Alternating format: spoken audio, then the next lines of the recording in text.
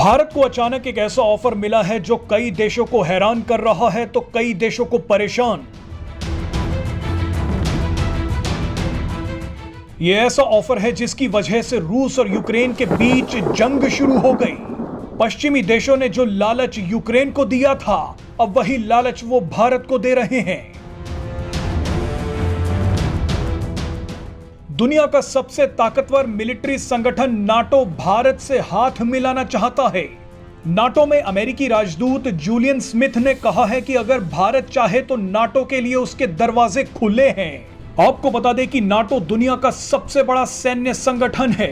भारत को यह ऑफर ऐसे समय पर मिल रहा है जब रूस का एक पड़ोसी देश फिनलैंड 4 अप्रैल यानी आज ही के दिन नाटो में शामिल हो रहा है। फिनलैंड के शामिल होते ही नाटो अब 31 देशों का समूह बन जाएगा। लेकिन सबसे बड़ा सवाल यह है कि क्या भारत को नाटो का यह ऑफर स्वीकार करना चाहिए। आपको बता दें कि कई एक्सपर्ट्स का कहना है कि भारत को नाटो का हिस्सा बनना चाहिए, लेकिन ज्यादातर एक्सपर्ट्स का मानना है कि नाटो में शामिल होना भारत के लिए ठीक नहीं है। जो लोग इसके पक्ष में हैं, उनका कहना है कि भारत अगर नाटो का सदस्य बनता है तो उसे दुश्मनों से बचने के लिए एक सुरक्षा कवच मिल जाएगा। नाटो संधि के अनुच्छेद 5 के मुताबिक अगर कोई बाहरी देश किसी नाटो देश पर हमला करता है तो उसे बाकी सदस्य देशों पर भी हुआ हमला माना जाएगा और उसकी रक्षा के लिए सभी देश मदद करेंगे।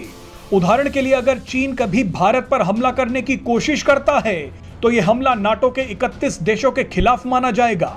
लेकिन क्या यह इतना बड़ा कारण है कि भारत नाटो ज्वाइन कर ले? जो लोग नहीं चाहते कि भारत नाटो का सदस्य बने, अब आप उनके तर्क भी सुन लीजिए। नाटो का सदस्य बनने से भारत और रूस के बीच जो मजबूत संबंध हैं वो टूट जाएंगे।